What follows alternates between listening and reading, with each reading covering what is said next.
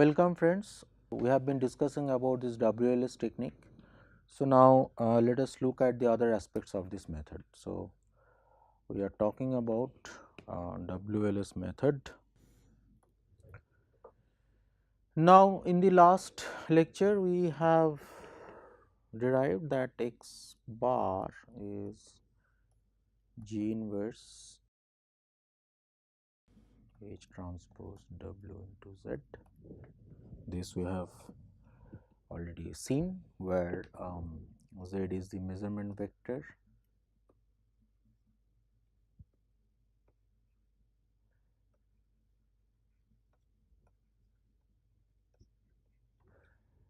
G is the gain matrix and W is the weight matrix.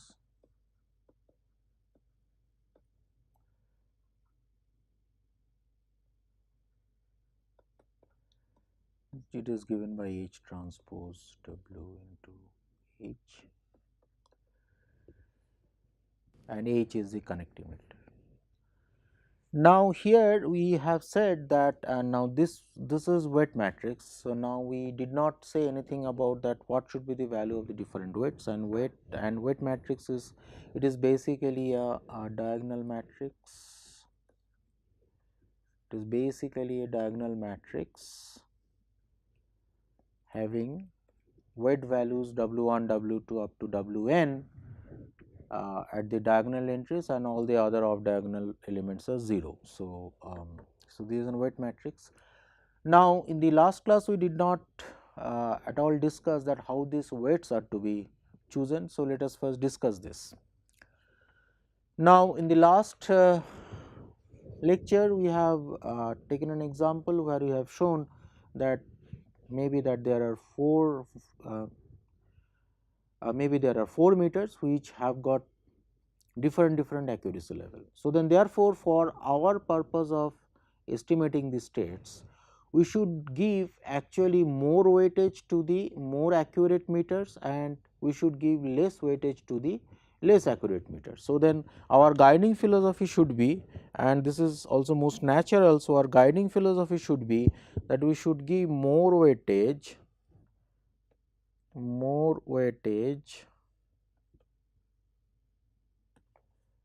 to more accurate meters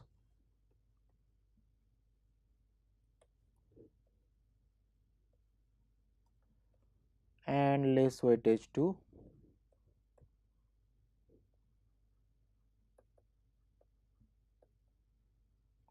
less accurate meters. So, that is our guiding principle. Now, the question is, how do we give this? Now, we need to remind ourselves that if there is a meter which is very accurate, so then its a variance of the error which is being supplied by the manufacturer would be also much less. For example, for any meter, whenever we purchase any meter, that particular meter has also got its some specified value of variance of errors which is being specified by the manufacturer itself.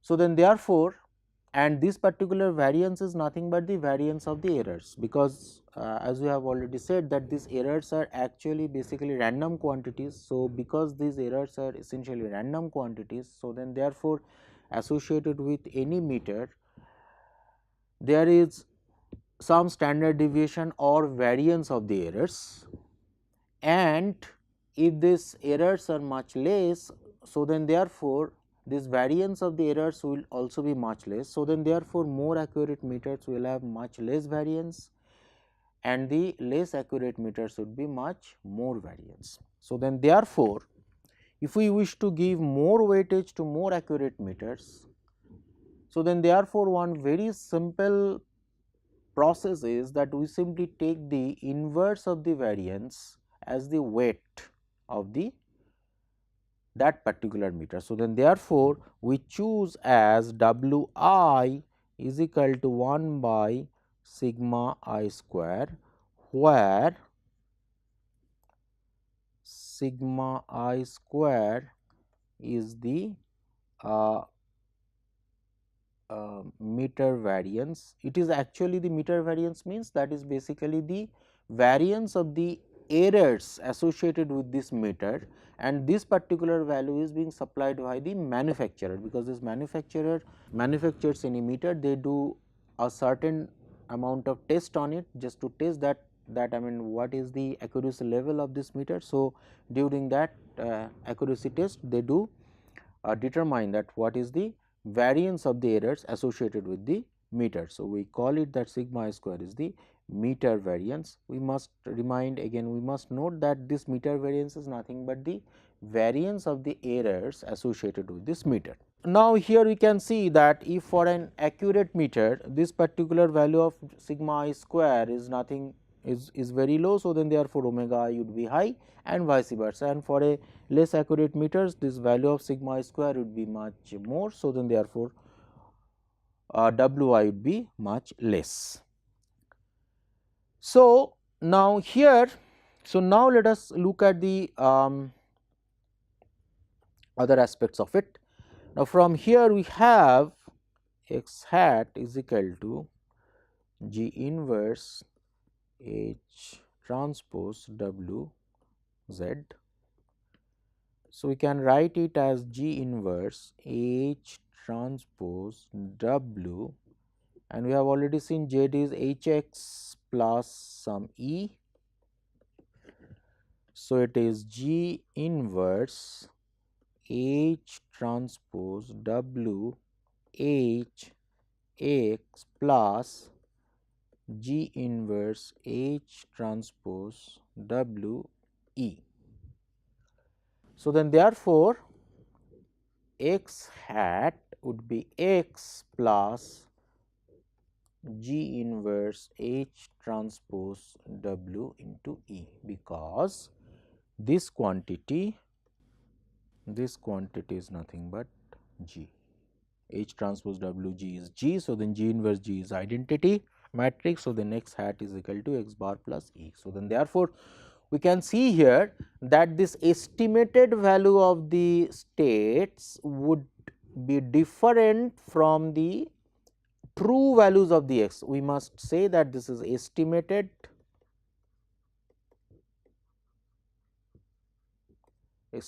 value and this is true value.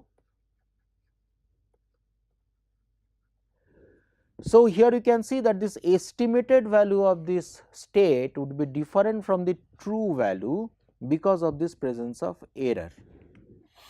Had there been no error, had there been this error would been 0. So, then obviously, x hat would be x, which is also intuitively very correct, because if there is no error in the meter, so then therefore, whatever measurement would be recorded by these meters, they would be absolutely ideal values, and so then therefore, whatever estimations we carry out using these ideal values, they would also be the ideal values of the true vectors, ideal values of the state vector. But because of the presence of error, these estimated values are not equal to the true value. So, now therefore, we can write down from here that x hat minus x is equal to G inverse H transpose W into E. So, this is also very important result. We would be using this important result at some point of time.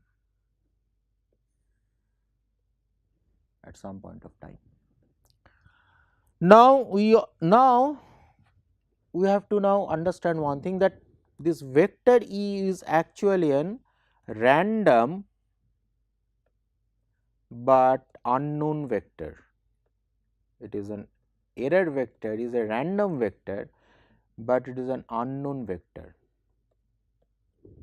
Why we call it it is an unknown vector? Because even for a meter, for example, if a manufacturer specifies that a particular meter has got an error of, let us say, plus minus 2%, that does not mean that whenever any measurement would be taken by the meter, that error would be either plus 2% or minus 2%. That error could be any value between minus 2% to plus 2%, and it can take any value, and these values are absolutely random. So, then therefore, at any instant of time we just do not know what value it has taken, its value is absolutely random, we do not know what value it has taken. We can only be sure that if this meter has not gone out of order by some means, then the error associated with this measurement would be within plus minus 2%, but its actual value would be never known. So, it is an unknown vector. So, now the question is that if it is an unknown but random vector, do we have any option of, let us say, estimating their values? For example, here we do not know what is the true values, but here we are also able to estimate the values of the state vector. So, similarly, as this error vector is also a random but unknown vector, is there any option for us to estimate their values? Now, the best what we can do is, what we can do is that we have already got this particular vector, that is the actual measurement vector, actual measurement vector. So, this is actual measurement vector. Now, this actual measurement vector would be actually the true value and the error, right. So, this actual measurement vector, we know that this is basically nothing but the true value and the error. Now, here we do not know what is the true value, but the best estimate of the true value available with us is nothing but the estimated value. So, then therefore, we can only estimate that what should be the true value of the measurement as. So, I can define another quantity as z hat, that is equal to h into x hat, and what is this? It is actually the estimated measurements. Now, what is exactly, when we write that it is estimated measurements, what actually does it mean? As we said that z is actually z true plus some error. So, it is z is actually z true plus some error. This error I do not know, z true also I do not know, and this z true is basically, and this z true we already said that z true is nothing but h into x true, h into x true. Now, we also do not have this value of h x, we also do not have this value of x true, but we have just now estimated this particular x true, and this estimated value we have is the x hat. So, x hat is the closest value available to us as far as x true is concerned. So, x hat is nothing but the closest value of x true. So, then therefore, the closest value of z true would be, so then therefore, the closest value of z true would be also h into x hat. So, this we can say that this is the closest value of the z true, and this closest value of the z true we are calling as estimated measurements, right. So, this is basically the closest value of the z true, and this we are calling as estimated measurement. So, then therefore, my estimated error would be, so therefore, my estimated error would be z minus z hat,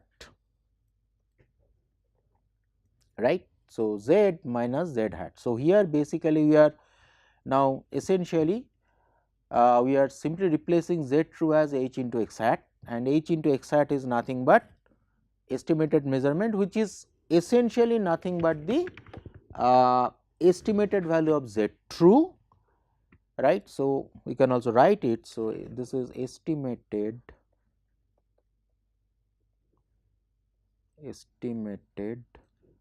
value of z true.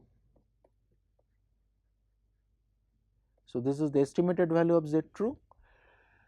So, then therefore, my estimated error would be z minus z hat. So, this is h into x plus e minus h into x hat. So, then therefore, E minus h into x hat minus x. So, then therefore, it is x hat minus x. So, it is x hat minus x. So, now if I now replace this expression here, so what we get is E minus h G inverse H transpose W into E, right. So, then therefore, I can say that E hat estimated value of error is identity matrix minus H into G inverse H transpose into W, H transpose into W into E. So, this is a constant matrix because H is a constant matrix, G is a everything constant matrix. So, this is a constant matrix. So, then estimated error is also related with the actual error by this. Of course, we do not know this, right. Now, the question, so now the question is that how good or how bad measurements are these. So, now we have got these values that, so now basically this is the true value or rather this is essentially the difference between the estimated state and the true state, and this is the expression of the estimated error.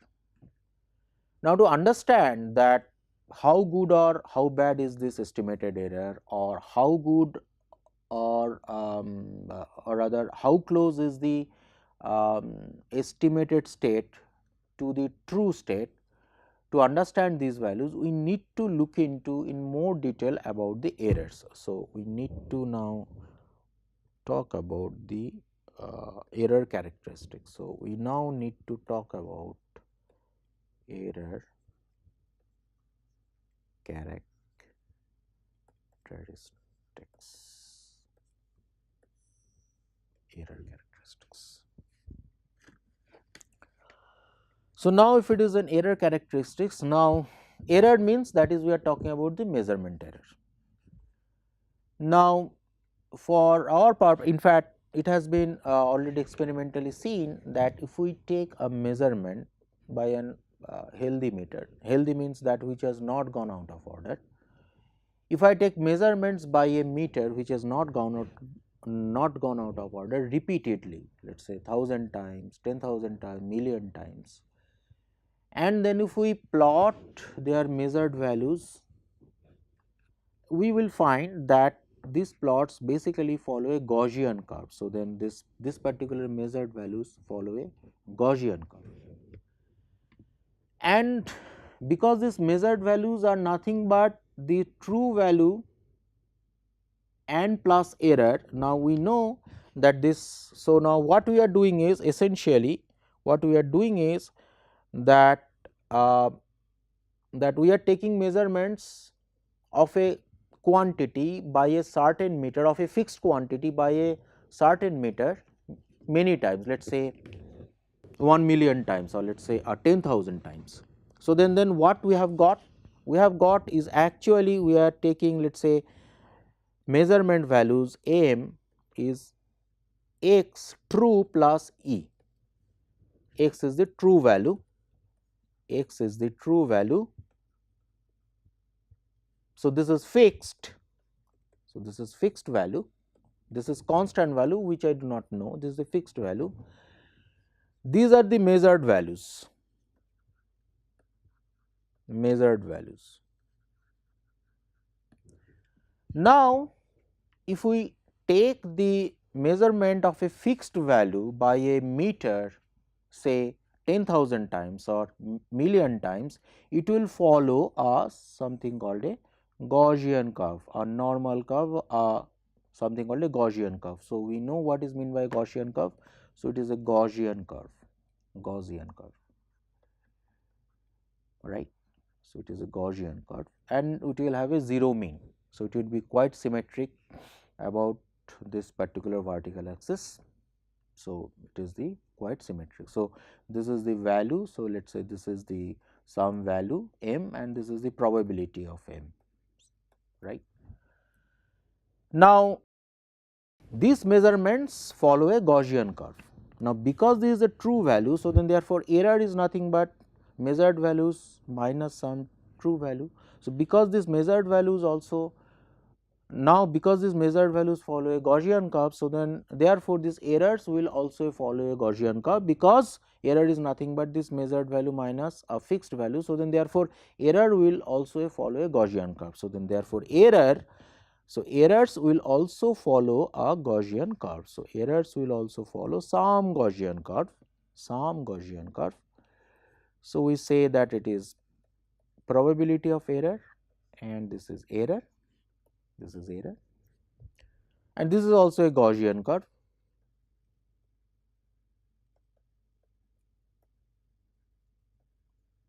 Right, and this error will also have a mean 0. So, it will also have a mean 0, mean is equal to 0. What is mean is equal to 0? So, that means this is always 0, the mean is equal to 0. Why that should be 0? Because see, if for any particular meter which has not gone out of order, if I take the measurement with this meter, let us say a zillion times, so then what we will find that this particular measurements values are almost symmetric with each other, and if I take their average, they will come almost equal to 0, because these values are random. So, so then therefore, if we take these measurements for a billion times, so then almost equal values of positive and negative values will actually exist. So, then therefore, they will ultimately cancel each other. So, then therefore, their mean is 0, and because this particular measurement quantities has got their mean is 0.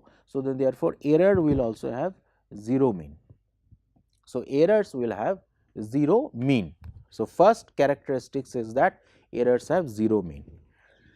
Second characteristics is that these errors are independent with each other. What is mean by independent with each other? Independent means that if I take, suppose for example, we are taking the measurement of two quantities by using 2 meters, and if these meters are independent with each other, so that means the error occurring with meter 1 will not be influencing the error occurring with meter 2 and vice versa. So, then therefore, the error occurring with meter 1 and meter 2, they would be independent of each other. That means there would be no kind of correlation between the errors of these 2 meters. So, then we say that these errors, or rather this errors of the meters are independent with each other, and they are also have 0 mean. So, then therefore, our error characteristic is, so our error characteristics is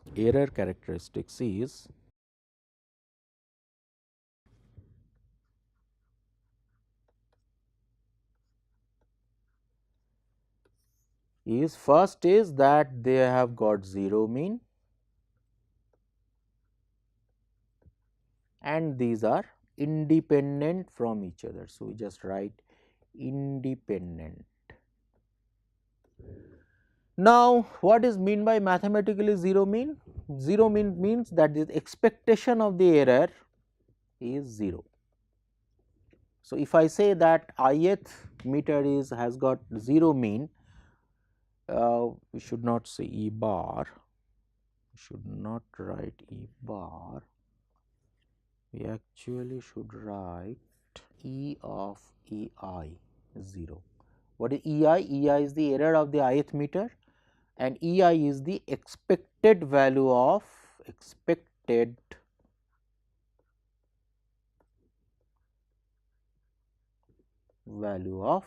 EI, and this expected value is all known to everybody. So, I am not going to detail in this. So, this expected value is nothing but the statistical mean of the any random quantity.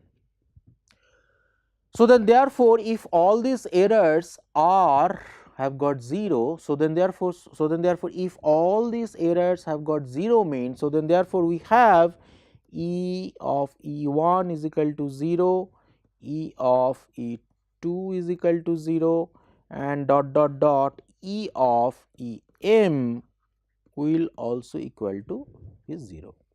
So, then therefore, we can write down that expected value of E1, E2 dot EM is also equal to be 0, or in other words expected value of error vector will be equal to 0, right. Now, if I utilize this, so expected value of this error vector is 0, if I utilize this into this quantity, so what do I get? So, now what we are trying to do is that now we are trying to do is expected value of x hat minus x, that would be expected value of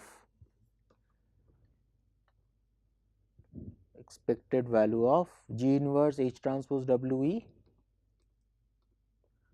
G inverse H transpose W E, because there is a constant matrix. So, it is G inverse H transpose W expected value of E is equal to 0, or in other words expected value of this estimated value would be equal to the true value expected, and because it is a true value, so it would be a constant value. So, it will be the constant value. So, then therefore, if the meters have got 0 error, so then therefore, the average value of the estimated quantity would be equal to the true value. So, this is very important result where we are saying that this average value. So, that means if I take this estimate for a long time, or rather if this take this estimation for a large number of times,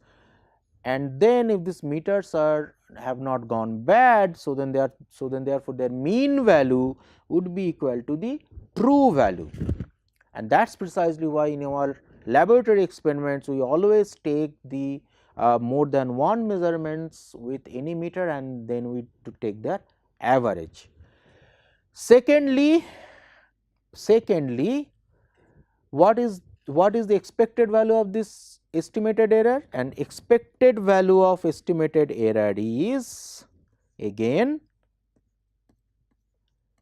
is I minus H G inverse H transpose W, H G inverse H transpose W into expected value of error, that is equal to 0. So, that means the expected value of the estimated errors are also equal to 0.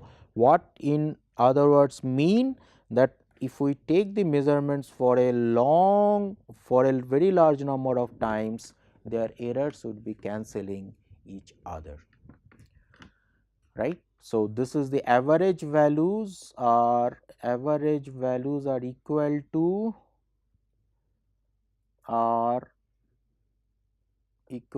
the true value. This is a very important result, equal to the true value, and that is the essentially the central idea of this least square method. This is the central idea of the least square method. So, if this for an well behaved meter where this meter have not gone bad, the average values of the estimated values will always come out to be the true value, and the estimated values of error are also 0.